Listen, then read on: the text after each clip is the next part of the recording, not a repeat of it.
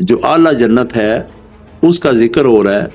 وہ لوگ ان میں تختوں پر تکیہ لگائے بیٹھے ہوں گے، وہاں نہ وہ گرمی پائیں گے اور نہ سردی پائیں گے، اور میووں کے گچھے لٹک رہے ہوں گے، اور ان کے پاس پیارے پیارے بچے آئیں گے جو ہمیشہ ویسے ہی رہیں گے۔ جدھر نظر اٹھا کر دیکھے گا تجھے نعمتیں ہی نعمتیں نظر آئیں گے، اور ان کو بطور اعزاز کے چاندی کے کنگن پہنائے جائیں گے، اور ان کا پروردگار ان کو پاکیزہ شربت پلائے گا جو قلب کو منور سے منور تر کر دے گا۔ یہ نفس کاملہ والوں کا اللہ تعالیٰ ذکر کر رہا ہے۔ بسم اللہ الرحمن الرحیم۔ آج ہم 7ویں نفس کا ذکر کریں گے، نفس کاملہ۔ اس سے پہلے ہم 6 نفوس پہ گفتگو کر چکے ہیں، نفس امارہ، نفس لوامہ، نفس ملہمہ، نفس مطمئنہ، نفس راضیہ اور نفس مردیہ۔ آج نفس کاملہ پہ گفتگو کریں گے، جہاں اللہ تبارک و تعالیٰ نے نفس مطمئنہ،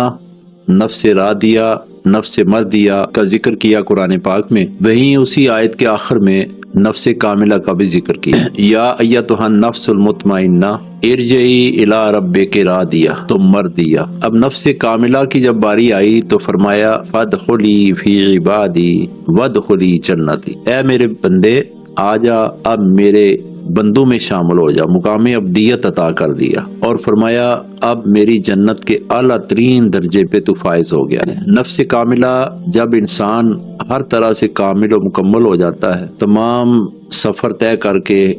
مشقتیں طے کر کے، محنت کر کے جب کامل ہو جاتا ہے، اس وقت اللہ پاک فرماتے ہیں فادخلی فی عبادی وادخلی جنتی، اے میرے بندے آ جا، اب میرے عبادت گزاروں میں داخل ہو جا، اور میری جنت جو اعلیٰ ترین درجے کی جنت ہے وہ تیرے لیے ہے۔ اللہ تبارک و تعالیٰ نے نفس کاملہ والے کو قرآن پاک میں متعدد جگہ پہ بیان فرمایا۔ فرمایا یہ وہ مقام ہے جس وقت میں اپنے بندے کو یہ فرماتا ہوں کہ میرے بندے بتا تیری رضا کیا ہے، اب تو میرے ساتھ باتیں کر اور میں تیری باتوں پہ کن فرما کے جو تو دل میں لاتا جائے، زبان پہ لاتا جائے، اور میں تیری مرضی کے عین مطابق کرتا جاؤں۔ ہم اپنے پیر و مرشد کے پاس جب جاتے تھے تو ہمارے پیر و مرشد ہمیں کوئی پریشانی ہوتی، حاجت ہوتی، تو ان سے عرض کرتے کہ ہمارے لیے دعا فرمائیں، تو آپ صرف اس طرح ہاتھ اٹھاتے اور اس طرح کر لیتے۔ آپ دل میں صرف خیال کرتے تھے کہ اللہ اس کی یہ حاجت پوری کر دے۔ تو جو ہی ہم آستانے سے تھوڑا باہر نکلتے یا سرکار مبارک رحمت اللہ علیہ تھوڑے سے اندر چلے جاتے، تو ہم جب غور کرتے جس حاجت کے لیے ہم نے دعا کروائی ہے اس حاجت کی طرف غور کرتے تو وہ حاجت پوری ہو جاتی۔ جس طرح اللہ تبارک و تعالیٰ کے بندے مولا کائنات، مولا کل، مولا مشکل کشا حضرت علی رضی اللہ تعالیٰ عنہ اور ام المومنین حضرت فاطمہ زہرا رضی اللہ تعالیٰ عنہ، آپ دونوں کا ذکر ہے سورۃ دہر میں، تقریباً 5-6 نمبر آیت سے لے کے 22 نمبر آیت تک یہ انہی کی شان میں اتری ہے۔ انہوں نے اللہ تبارک و تعالیٰ کی بارگاہ میں ایک حاجت پیش کی، عرض کیا کہ اللہ ہمارے حسن اور حسین رضوان اللہ علیہم اجمعین دونوں کو بخار ہے، اور اے اللہ تو ان کو ٹھیک کر دے، تو ہم منت مانتے ہیں۔ ایک عرصہ ہو گیا ہے بد عقیدہ لوگوں نے قرآن پاک کی سورۃ دہر جس میں منت مان کر پوری کرنے والوں کے انعامات کا ذکر ہے، انہوں نے معاشرے میں ایک فساد برپا کیا کہ لوگ جو بریلوی ہیں، سنی ہیں، یہ منتیں مانتے ہیں۔ یہ کہاں لکھا ہے؟ جبکہ قرآن نے ایک جگہ پہ نہیں کئی جگہ پہ منت مان کر اس پہ عمل کرنے کا واقعہ بیان فرمایا، قصہ بیان فرمایا۔ تو اللہ تبارک و تعالیٰ نے ان کے شہزادوں کا بخار فوری ختم کر دیا۔ جو ہی ختم کیا تو انہوں نے منت یہ مانی تھی کہ ہم اے اللہ تیری خوشنودی کے لیے 3 روزے رکھیں گے۔ جب روزہ رکھنے کا ٹائم آیا، قرآن پاک میں اس کا ذکر ہے مسکین و یتیم و اسیرا وَيُطْعِمُونَ الطَّعَامَ عَلَىٰ حُبِّهِ مِسْكِینًا وَيَتِیمًا وَأَسِیرًا۔ جب انہوں نے پہلے دن روزہ افطار کرنے کی نیت سے سامان سامنے رکھا تو اللہ تبارک و تعالیٰ نے چاہا کہ میں دیکھوں میرے بندے میرے نام کے ساتھ کتنی محبت کرتے ہیں۔ تو اللہ نے ایک مسکین کو کہا کہ تو جا کے دروازے پہ، میرے علی کے دروازے پہ، میرے محبوب علیہ الصلوۃ والسلام کی بیٹی کے دروازے پہ جا کے آواز بلند کر،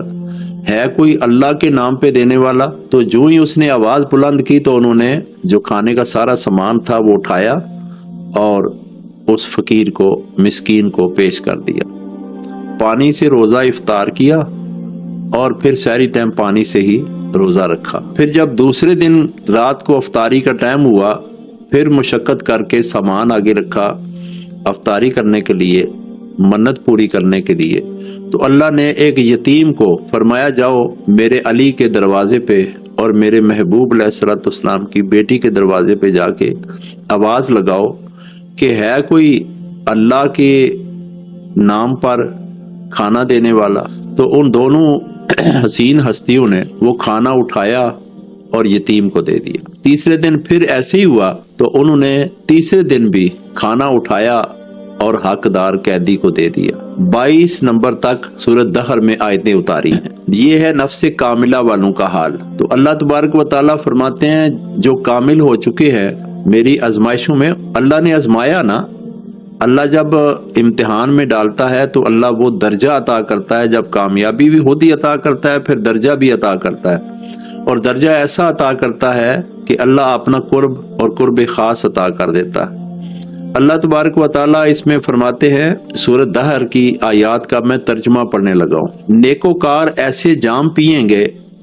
جن میں کافور کی آمیزش ہوگی، اور کافور کیا ہے؟ یہ ایک چشمہ ہے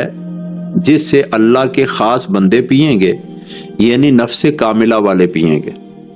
اور اپنی نظر التفات سے وہ جہاں چاہیں گے اس چشمے کو بہا کر لے جائیں گے۔ جیسے ہم آج ریموٹ کنٹرول سے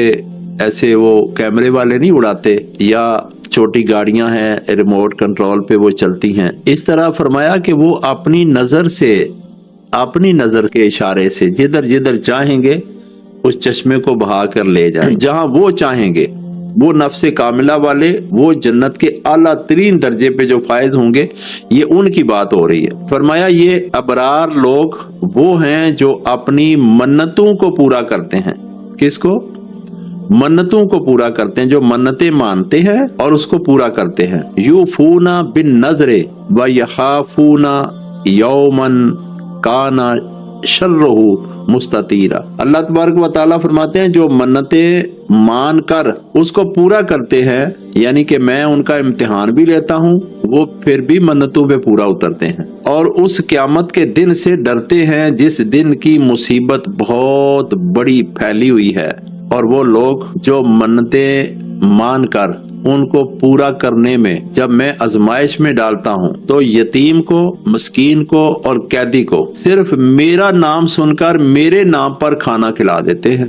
اور ان کا کہنا یہ ہوتا ہے کہ ہم، اے مسکین، یتیم اور اسیر،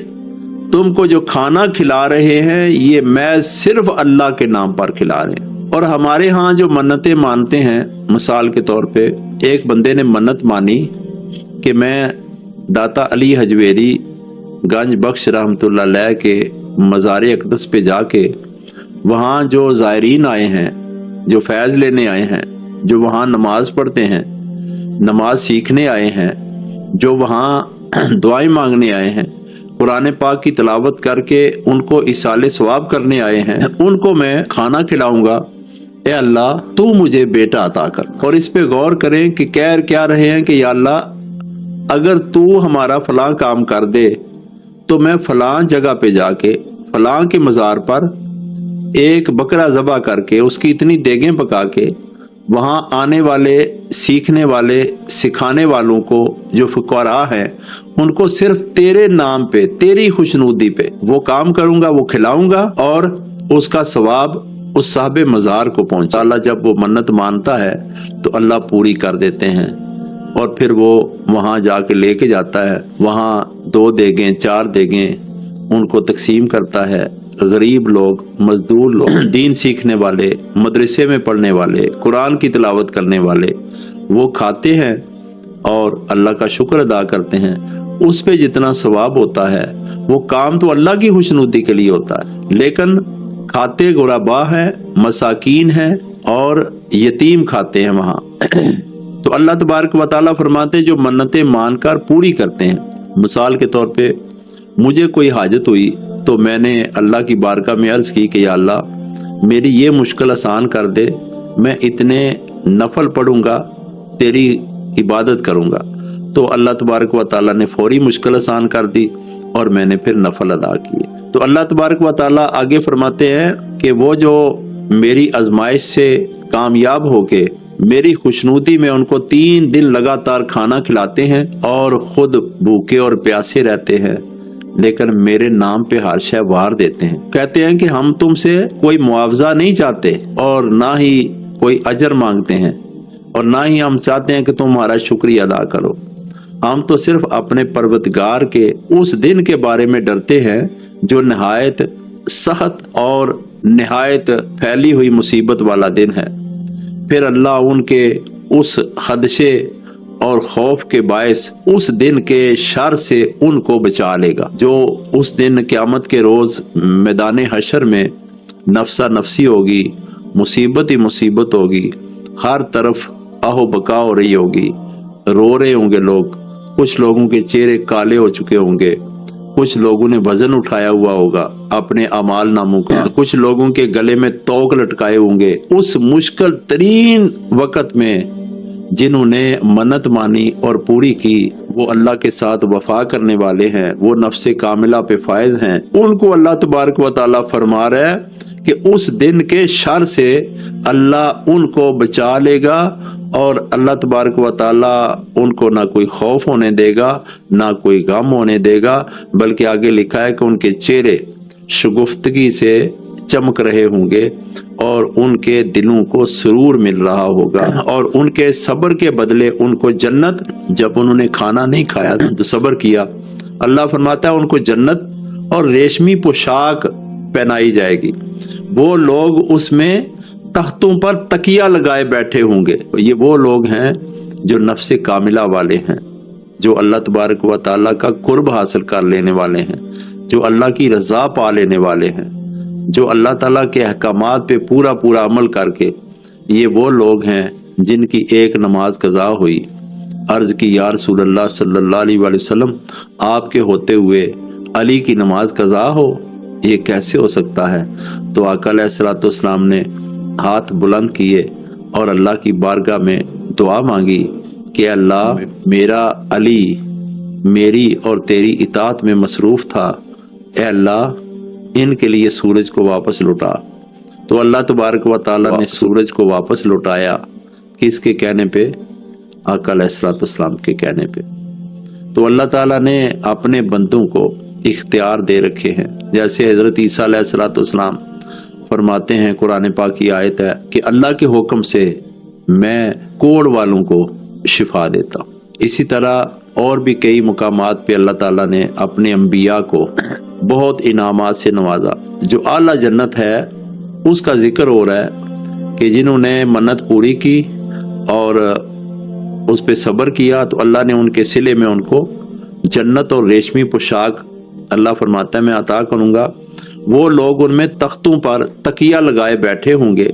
وہاں نہ وہ گرمی پائیں گے اور نہ سردی پائیں گے، اور خوشگوار موسم ہوگا وہاں، اور اس کے درختوں کے سائے ان سے قریب ہوں گے اور میووں کے گچھے لٹک رہے ہوں گے، جس طرح چاہیں گے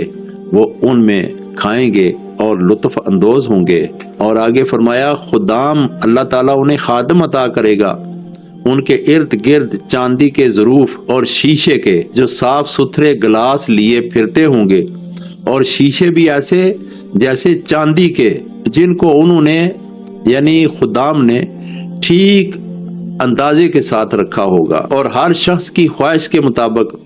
برا ہوگا، اور ان جنتیوں کو وہاں ایسے جام پلائے جائیں گے، یہ نفس کاملہ والوں کا اللہ تعالیٰ ذکر کر رہا ہے، جام پلائے جائیں گے جس میں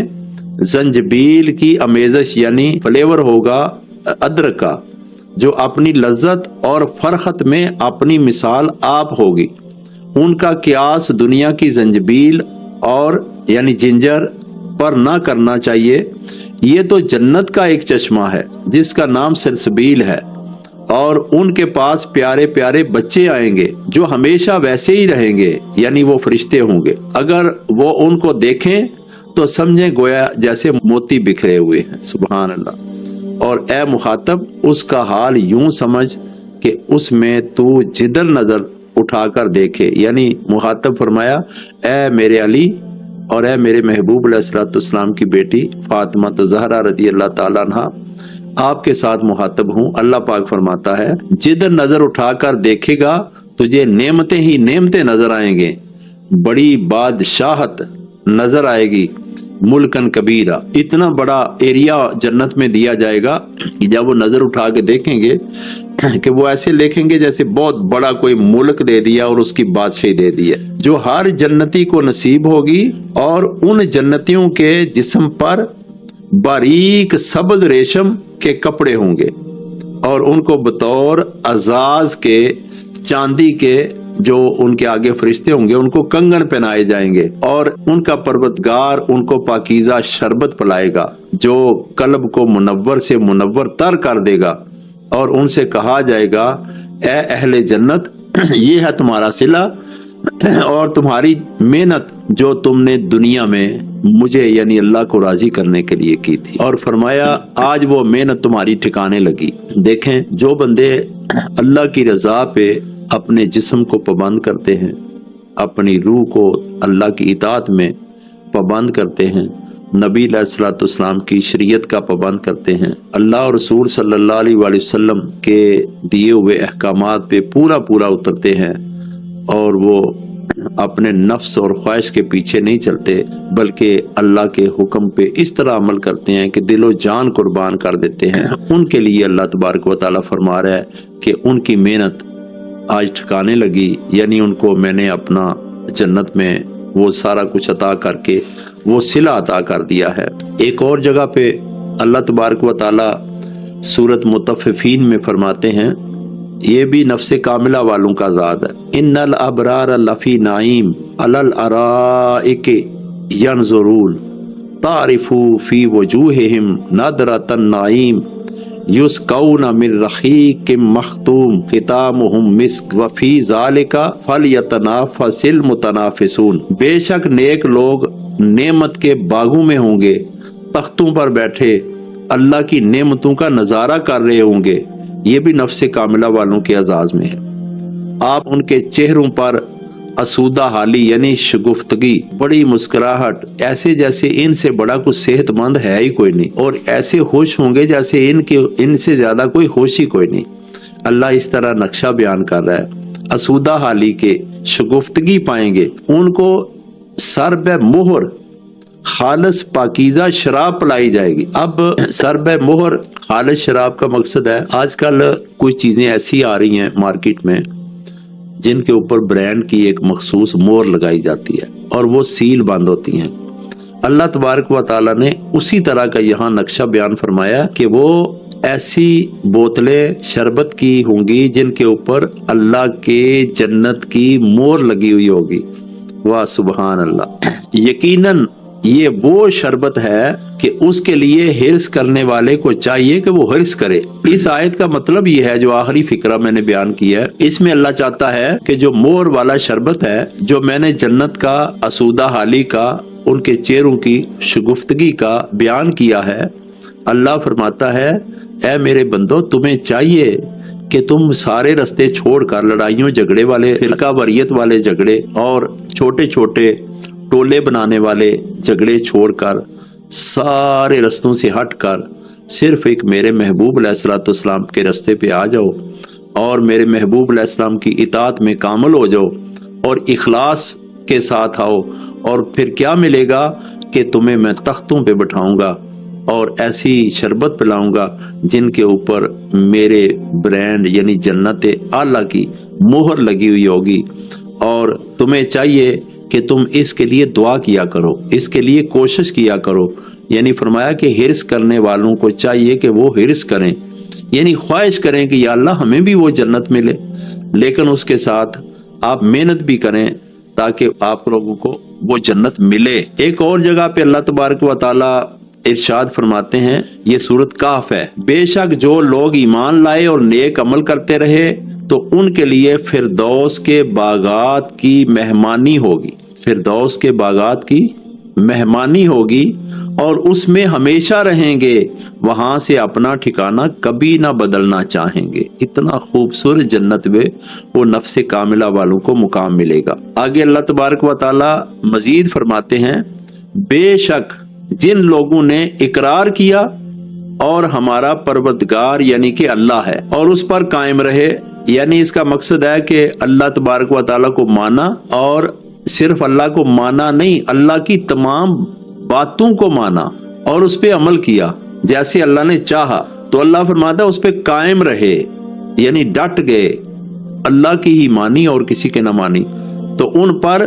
फरिश्ते उतरते हैं जो उनसे कहते हैं, ऐ अल्लाह के बंदो तुम मत डरो, और फरमाया गम न खाओ, तुम जन्नत की खुशखबरी सुनो जिसका तुमसे अल्लाह ने वादा किया है, और हम तुम्हारे दुनिया में रफीक हैं और आखिरत में भी तुम्हारे रफीक हैं। ये फरिश्ते कहेंगे, और तुम्हारे लिए वहां सब मौजूद है जो तुम्हारा जी चाहेगा, तुम्हारे परवरदिगार तुम्हारे लिए वो सब कुछ तैयार कर रखा है, और उस वक्त जो भी तुम मांगोगे अल्लाह तबारक व तआला तुम्हें अता करेगा। नफ्स कामिला के हवाले से जितना लंबा बयान कुरान पाक ने बयान फरमाया है, ये कई घंटे भी अगर इस पे गुफ्तगू की जाए तो थोड़ी है। इसकी थोड़ी सफात के हवाले से बात कर लेते हैं। नफ्स कामिला वाले बंदे की सिफ्त ये है कि वो अक्सर गोशा नशीनी को पसंद करेगा। वो ज्यादा ना बातें, ना ज्यादा लोगों में जाना, ना बाजारों में, थाने कचहरियों में किसी जगह पे जाना पसंद नहीं करेगा, बल्कि वो अपने हुजरे को तरजीह देगा और चाहेगा कि उसमें मैं अपने रब की इबादत करूं, अपने रब से बातें करूं, अपने रब को सजदा करूं, अपने रब के नवाफल अदा करूं, अपने रब के कुरान की तिलावत करूं और आका अलैहिस्सलाम पे कसरत से दरूद पढ़ूं। जैसे वो सहाबा ने अर्ज की, या रसूलल्लाह सल्लल्लाहु अलैहि वसल्लम, हम अगर दिन और रात के तमाम औकात में सिर्फ आप पर दरूद ही पढ़ते रहें तो ये कैसा है? तो आका अलैहिस्सलाम ने फरमाया, ये ऐसा है कि तुम्हारे सारे गम अल्लाह मिटा देगा, तुम्हारे काम सारे अल्लाह अपने जिम्मे ले लेगा और तुम्हें जन्नत में आला मुकाम भी अता करेगा। यानी जो नफ्स कामिला वाला है उसकी सिफ्त ये होगी, गोशा नशीनी इख्तियार करने वाला होगा, और उसकी अगली सिफ्त होगी कि वो इफ़ाए अहद, यानी जो भी अहद करता है वो पूरा करने वाला होगा। अल्लाह और रसूल सल्लल्लाहु अलैहि वसल्लम की इताअत और फरमाबरदारी में कामिल होगा और निस्बत अब्दियत और निस्बत मुहम्मदियत दोनों में कमाल दर्जा पे फायज होगा। बाद दफा ऐसे नफ्स पे जो बंदा फायज होता है उसको ख्वाब में बारिश नजर आती है, वो असल में अल्लाह का नूर होता है, और वो बर्फ देखता है ख्वाब में, और नदी नहरें देखता है, दरिया देखता है, चश्मे देखता है, कुएं देखता है ख्वाब में। और इनकी ताबीरात भी इसी तरह ही हैं कि बारिश रहमत पर दलालत करती है, बर्फबारी ये अल्लाह तबारक व तआला की रहमत की कसरत की लामत है, नदी नहर दरिया चश्मा कुआं ये मारिफत इलाही की पे दलालत करती है और हसूले इखलास पर दलालत करती है। तो अल्लाह तबारक व तआला ने नफ्स कामिला वालों की जितनी सिफतें बयान की हैं वो बंदा बयान करना भी चाहे, उसके मारिफत वाले जितने भी हसूल हैं वो करना चाहे। मैंने एक वाकया पढ़ा हजरत सुल्तान बाहू रहमतुल्लाह अलैह का, उनकी सवाने उमरी में, सवाने हयात में ये वाकया लिखा हुआ है। आपके नाम के साथ लिखा है कि सखी सुल्तान बाहू। सखी का लफ्ज क्यों लिखा जाता है? क्योंकि वो नफ्स कामिला पे फायज थे। आप खेती बाड़ी करते थे, आप के पास मुरब्बों के हिसाब से जगह थी और खुद हाल चलाते थे और वाई बिजाई करते थे। बहुत ज्यादा गंदम के मौसम में बहुत ज्यादा गंदम मुरब्बों के हिसाब से बहुत दूर तक होती, और जब गंदम पक जाती तो आप अपने इलाके के लोगों को ऐलान करते, जिसको जितनी जितनी चाहिए वो जाके सुल्तान बाहू की फसल से ले ले। تو پورے علاقے والے مربوں کے حساب سے جتنی گندم ہوتی وہ اپنی اپنی ضرورت کی پورے سال کے لیے اناج یا 6 ماہ کے لیے اناج اپنا وہ وہاں سے کاٹ کے گندم اور بیج نکال کے گھر لے آتے اور وہ کھاتے رہتے. اس طرح پنجابی میں ہم ہاڑی سامنی کہتے ہیں. ہاڑی کہتے ہیں جب گندم ہوتی ہے، سامنی کہتے ہیں جب باجرے کی فصل، جوار کی فصل، کافی ساری فصلیں ہوتی ہیں گندم کے ساتھ بھی، اور کافی ساری فصلیں ہوتی ہیں بارش کے موسم میں بھی. سامنی یعنی ساون کا موسم ہوتا ہے، وہاں بارش ہوتی ہے تو فصلیں بھی اسی طرح کی ہوتی ہیں. اس وقت بھی آپ سرکار بجائی کرتے اور بے شمار ایریا ہوتا. تو جب وہ فصل پک جاتی، یعنی کہ میوے لگاتے، پھل لگاتے، سبزیاں لگاتے، تو جب وہ بن جاتی تو آپ پورے علاقے کو اعلان کرتے، لوگوں آ جاؤ سلطان باہو. سلطان کسے کہتے ہیں؟ جو بادشاہ ہوتا ہے. انہوں نے اعلان کیا ہے کہ جو جس کو چاہیے وہ لے جاؤ. خود گھر میں نہ لاتے بلکہ سارا کچھ تقسیم کر دیتے. اس لیے ان کا نام ہے سخی سلطان باہو. تو سخی نام ایسے نہیں ہو جاتا. انہوں نے ساری منزلیں روحانیت کی طے کی، اپنے مرشد کے اطاعت و فرمانبرداری میں اللہ تعالیٰ کے احکامات پہ عمل کیا، نبی پاک صلی اللہ علیہ وآلہ وسلم کے احکامات پہ عمل کیا. اور اسی عمل کی ایک صفت یہ تھی کہ جب انہوں نے یہ پڑھا نا، اللہ کی راہ میں دینے والے کی مثال ایسے ہے جیسے ایک دانہ زمین میں بو اور اس سے نکلیں 7 شاخیں اور ہر شاخ پہ لگے 100 دانہ. آگے اللہ نے فرمایا بغیر حساب، اور اگر اس کا خلوص اچھا ہے تو اللہ تعالیٰ اس کو بے حساب اجر عطا کرنے والا ہے. نفس کاملہ والوں کی بے شمار اعزاز میں اللہ تعالیٰ نے آیتیں نازل فرمائی ہیں اور بڑی صفتیں بیان فرمائی ہیں. اللہ کرے ہمیں بھی وہ صفتیں آ جائیں. ہم بھی کوشش کرتے ہیں کہ اللہ ہمیں بھی توفیق دے کہ ہم اسی طرح اخلاص والے ہو جائیں، اسی طرح عبادت والے ہو جائیں، اسی طرح لین دین والے ہو جائیں، اسی طرح جیسے سخی لوگ ہوتے ہیں ہم بھی صحابت کریں. یا اللہ نفس امارہ سے آگے نفس لوامہ پہ فائز کر، نفس لوامہ پہ ترقی دے کے ہمیں نفس ملہمہ پہ فائز کر، پھر اس میں ترقی دے کے نفس مطمئنہ پہ فائز کر، پھر نفس مطمئنہ سے ترقی دے کے نفس راضیہ پہ فائز کر، اور مولا پھر ہمیں اور مدد فرما، ترقی دے کہ تو فرمائے میں تجھ سے راضی، یعنی نفس مردیہ پہ فائز کر، اور پھر اور ترقی دے اے اللہ پھر نفس کاملہ پہ فائز فرما جس پہ تو نے فرمایا فادخلی فی عبادی وادخلی جنتی. اللہ تبارک و تعالی ہم سب کو یہ عاجزی کے ساتھ مقام طے کرنے کی توفیق عطا فرمائے. فرقہ واریت میں پڑھنے سے ان کی خوشبو بھی بندہ نہیں سونگھ سکتا، اور جب اللہ کی وحدت کے دریا میں بندہ غوطہ لگاتا ہے تو غوطہ لگانے کے لیے کامل مرشد کی ضرورت ہوتی ہے، کامل رہنما کی ضرورت ہوتی ہے. جیسے شیخ سعدی رحمۃ اللہ علیہ فرماتے ہیں ایک سالک کی مثال ایسے ہے جیسے ایک زمیندار کسی جھاڑیوں والی زمین سے گزرے تو ان میں ایسی کانٹے دار جھاڑیاں جن کا کوئی مقصد نہیں ہے، جن سے کوئی فائدہ نہ ہو سوائے آگ جلانے کے کسی کام نہ آئے، ان سے گزرا زمیندار اور اس نے دیکھا زمین کو کہ زمین تو بہت اچھی ہے لیکن اس کے اوپر جھاڑیاں کانٹے دار اگی ہوئی ہیں، اس زمین کے قریب کوئی کاریگر بھی نہیں جاتا. تو اس نے کیا کیا، ایک آلہ لیا، سب جھاڑیوں کو کاٹ کر زمین کو صاف کیا، پھر اس زمین میں ہل چلایا، اس کو پانی ڈالا، پھر اس کی کھدائی کی، مزید اس کو بنا کے پھر اس کے اندر ایک بیج لگایا تو وہ زمین کا سینہ پھاڑ کے اگا. جب اگا پودا بنا، اس پہ لگا ایک پھول اور وہ خوش قسمتی سے گلاب کا تھا. صبح شبنم کے قطرے اس پہ گرے اور اس پھول کے اندر وہ پانی آیا، اور جب صبح باد صبح چلی تو ہوا چلی تو وہ تھوڑی دیر صحبت کے بعد پانی کے قطرے زمین میں گرے، اور زمین میں جب گرے تو زمین بھی خوشبودار ہو گئی. ایسے ایک سالک کی مثال ہے کہ ایک سالک جب کسی کامل پیر کے پاس جاتا ہے تو ایسے ہی اس کی عادتیں بگڑی ہوئی ہوتی ہیں، تو وہ کاریگر ہوتا ہے جیسے زمین بنانے والا کاریگر، اس کے سارے کانٹے جاڑیاں ختم کر کے، اس کی عادتیں ساری ختم کر کے